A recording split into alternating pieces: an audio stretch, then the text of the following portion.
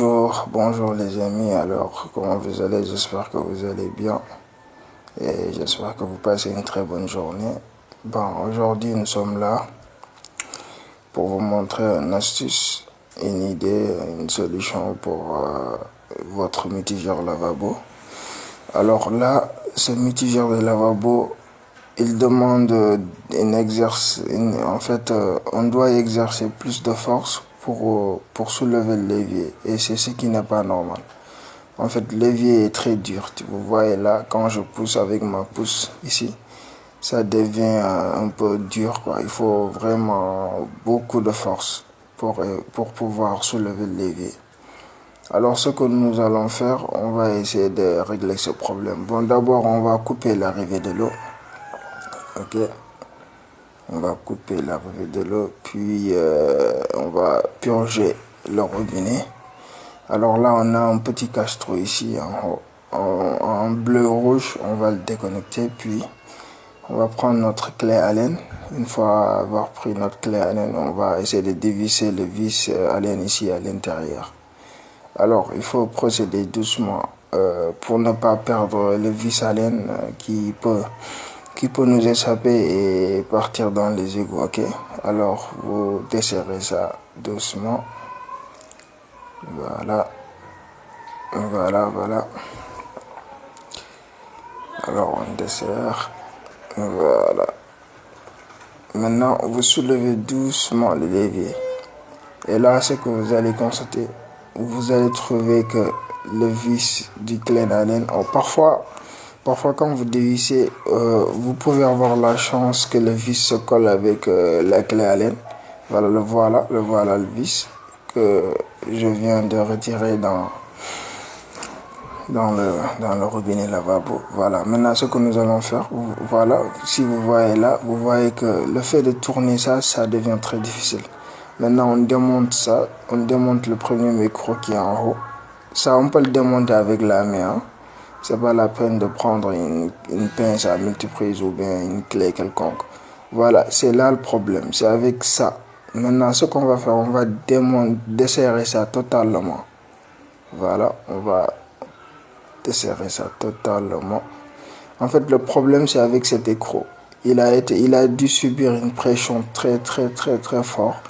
En fait, on l'a beaucoup serré. C'est pourquoi il exerce une force très... En fait, c'est pourquoi il devient dur à manipuler. En fait, on l'a beaucoup serré.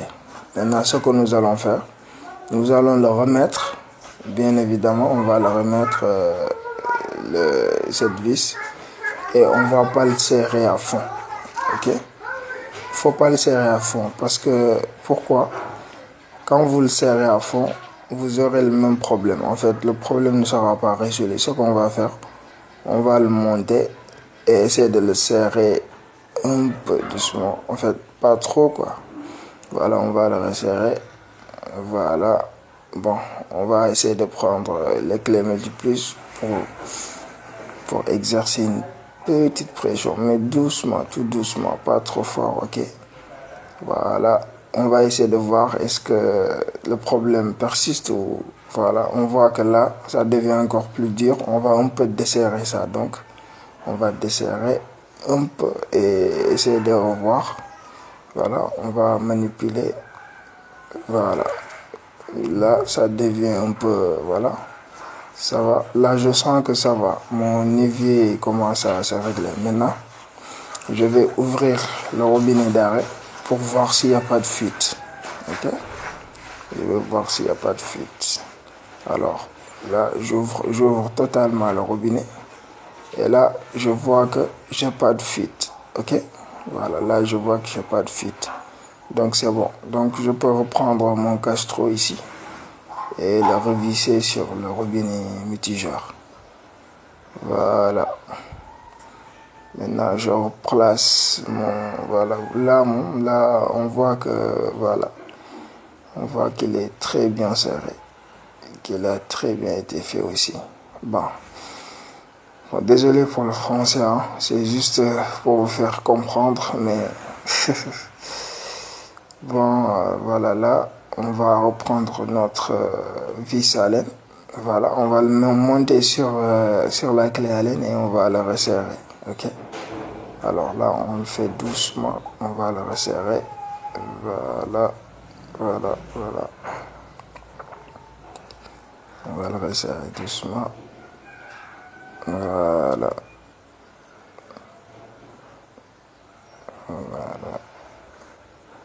Ok, c'est bon. Maintenant, on va prendre notre cache-trou. Mais là, si vous voyez que la manipulation ici devient très facile par rapport au début. Vous voyez? Voilà, là, ça devient très, très, très facile à manipuler. Alors, on reprend notre cache-trou et on le remet à sa place. Et voilà. Bon, c'était juste ça. Alors, j'espère que la vidéo vous a plu. Bon, bien vrai que... Bon, désolé aussi pour les explications, mais j'espère que quand même avec une bonne visionnage, vous comprendrez. Alors, je m'excuse pour la qualité du son. En fait, là, je suis en mode téléphone, c'est pourquoi, bon, on a une qualité de son très, très, très faible. Alors, à plus.